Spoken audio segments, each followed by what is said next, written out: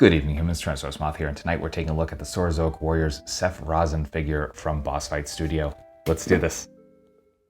Aesthetically speaking, this figure looks awesome. This is one of two figures in this wave that are completely new sculpt, and yeah, they did a really good job. This is more of a lanky body than we've seen, obviously more than the Ceratopsians, and obviously the sauropod style bodies. So this works really well. I'm actually excited to see where this one goes too. Obviously for colors, you got a very bright lime green for the base color. And they did a really nice kind of, wash in a couple of places, pardon me, just in like the high parts of the musculature. So we got right here on the arms, you got a little bit on the thighs. There's just the tiniest bit on the feet. It really gives it a lot of nice dimension. Probably one of the best in this wave as well. You get a little bit under the eyes. So that's really cool.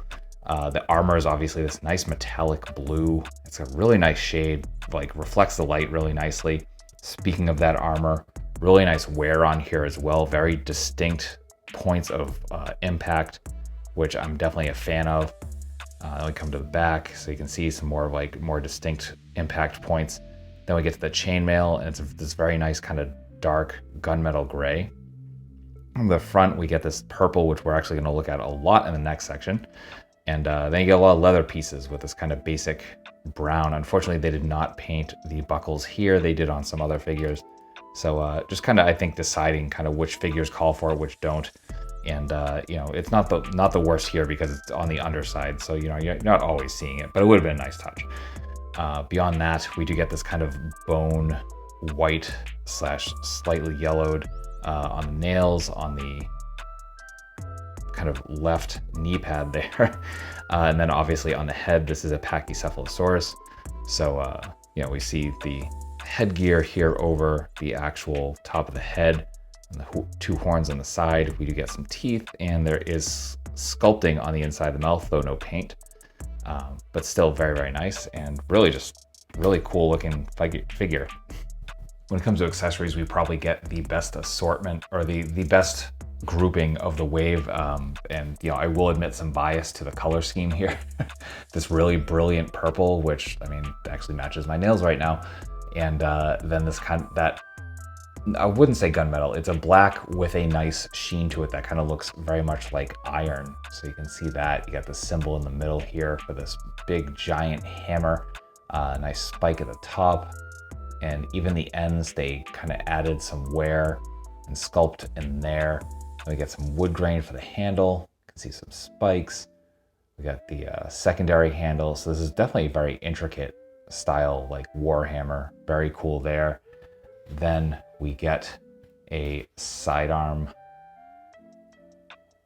Really cool detailing here as well. We see some more of that wood grain. We see the kind of flintlock and all of that. It's a very old style pistol, and pretty much just the black and purple. So not really any details paint wise, but sculpture, like very, very nice. Very, very intricate as far as like what is essentially between a collector's and a kid's line. And it's just really cool to see that.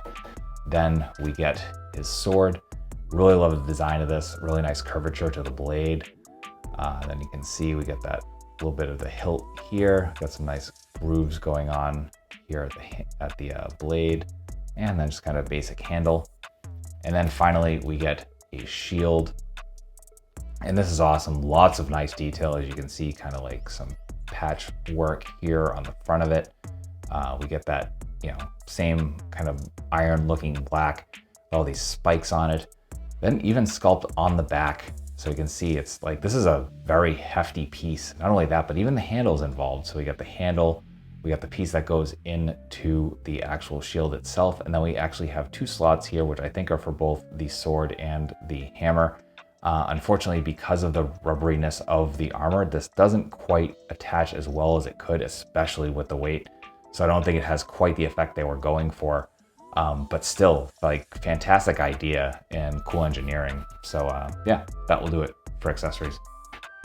Articulation balance here are insanely fun. I will freely admit that this was not the figure I was most excited about in this wave, but after playing around with it for a bit, it's absolutely the most fun, and it's so good.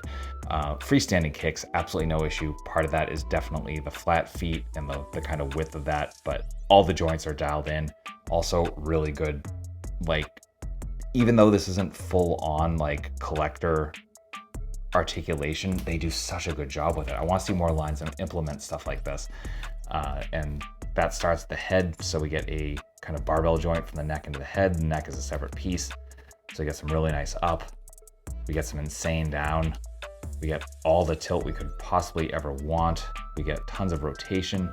We do get an opening mouth as we looked at before, so fully closes, opens about that far. Arms are hinge and swivel. That brings us up into our T. We do get rotation at that shoulder as well.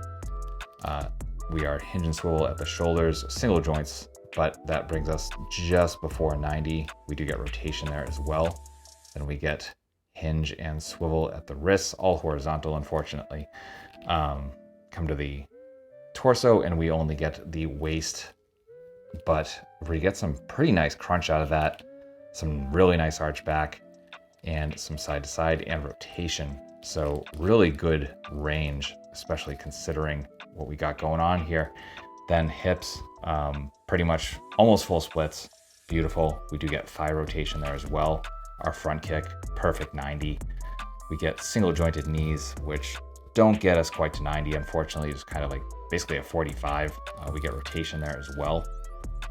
Then we get perfect point, kind of forward if you can get past the guards here, and then some insane pivot. So that will do it for articulation.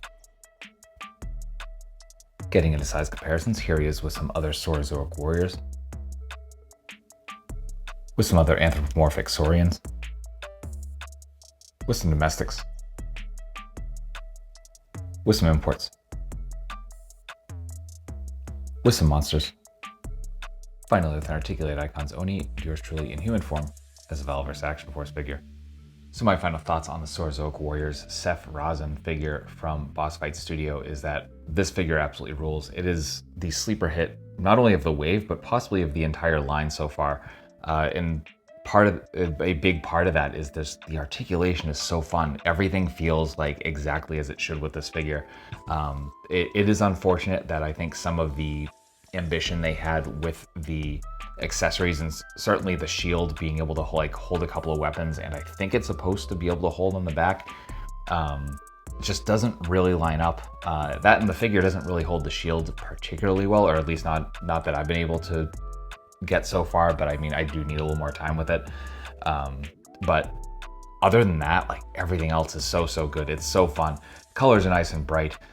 This is probably the figure I was the least excited about in this wave, and now it's probably my favorite. And I love that sort of thing. That's one of the funnest things about collecting. So fully recommend this.